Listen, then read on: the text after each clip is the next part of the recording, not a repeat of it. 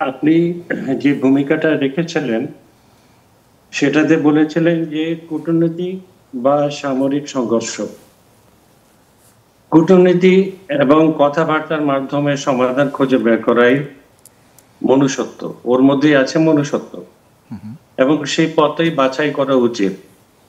এখন যখন যুদ্ধ চলছে বা যুদ্ধের পরিবেশ সৃষ্টি হয়ে গেছে, তখনও আমি ভাবি বা আমাদের দেশ ভাবছে যে কূটনীতির মধ্যেই মাধ্যমেই যেন সমাধান খুঁজে বের করা হয়।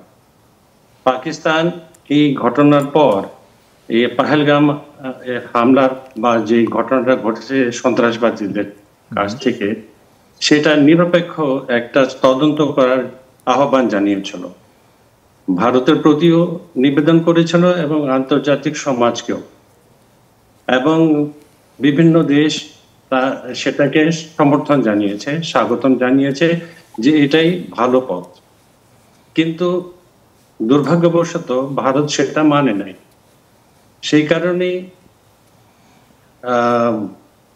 দুর্ভাগ্যবশত এই ঘটনাটা যে আজকে ঘটছে দুদিন ধরে, সেটা এড়ানো যেত, কিন্তু ভারত সেটা মানে নাই, আক্রমণ চালিয়েছে পাকিস্তানের উপর।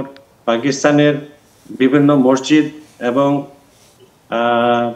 সাধারণ লোকজনদের উপর যে হামলা চালিয়েছে তার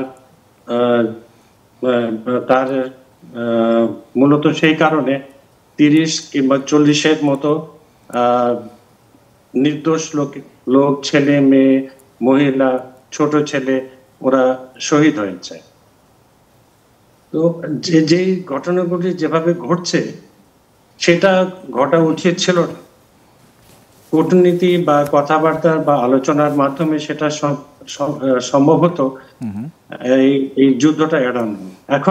এখনো সময় আছে যে সবাই বসে, কারণ ভারত, পাকিস্তান, বাংলাদেশ বা এই যে দক্ষিণাঞ্চলের যে আমরা থাকি যেখানে, সেখানে অনেকগুলো ফোরাম আছে, সার্ক নামে একটা ফোরাম আছে। তো সেটা ভালো হতো যে সার্ক কিংবা অন্য কোনো ফোরামের মাধ্যমে কথাবার্তা বলে এর সমাধান করা উচিত ছিল, কিন্তু দুর্ভাগ্যবশত সেটা হয়নি। এখনো যে পরিবেশ সৃষ্টি হয়েছে সেটা অনেক টেনশন ক্রিয়েট করছে এবং অশান্তি ক্রিয়েট করছে। সাধারণ যে জনগণ, তারাই কষ্ট ভোগ করে। রাজনীতিক যে সমস্যাগুলি আসে তার সমাধান আলোচনার মাধ্যমে করা উচিত। কিন্তু ভারতের পক্ষ থেকে তো বলা হচ্ছে যে সন্ত্রাসীদের আস্তানায় আসলে তারা হামলা করেছেন, এই বিষয়টা একটু জবাব যদি দেন। না, সন্ত্রাসবাদীরা কোনো এক জায়গায় থাকে না, তারা সবসময় স্থান বদল করে, কোনো এক জায়গায় থেকে ইনভাইট করে না, আবেদন জানায় যায় এসো আমাকে মারো। তারা বিভিন্ন জায়গায় ছড়িয়ে থাকে। কিন্তু পাকিস্তান গভর্নমেন্ট অনেক বছর ধরে সন্ত্রাসবাদীদের বিরুদ্ধে নিজেই যুদ্ধ করছে। তাদেরকে শেষ করার জন্য, তাদেরকে তাদের যে এক্সিস্টেন্স সেটাকে শেষ করার জন্য পাকিস্তান নিজেই অনেক ক্ষয়ক্ষতি বরদাস্ত করতেছে অনেক বছর ধরে। সেটা বিশ্ব জানে, এমনকি ভারতও জানে। তো কিন্তু দুর্ভাগ্যবশত এখন যেখানে আক্রমণ চালানো হয়েছে মসজিদের, লাহোরের কাছে মুরিদকে বা অন্য জায়গায় প্রায় 7-8টা মসজিদ শহীদ হয়েছে। ওর মধ্যে যে বেগুনার লোক ছিল, জনসাধারণ ছিল, ছেলে মেয়ে, এবং ওই আজাদ কাশ্মীরের মধ্যেও সেখানে অনেক নিরহ পুরুষ, মহিলা এবং ছোট ছেলেদের শহীদ প্রাণ হারিয়েছেন। কিন্তু যে মসজিদগুলোতে সেখানে সন্ত্রাসবাদীদের কোনো খোঁজ পাওয়া যায়নি। ওখানে আন্তর্জাতিক এবং বিদেশি যারা আছে, এখানে রাষ্ট্রদূতরা, ওরাও পরিবেক্ষণ গিয়েছিলেন ওখানে on spot, they couldn't find any সন্ত্রাসবাদী।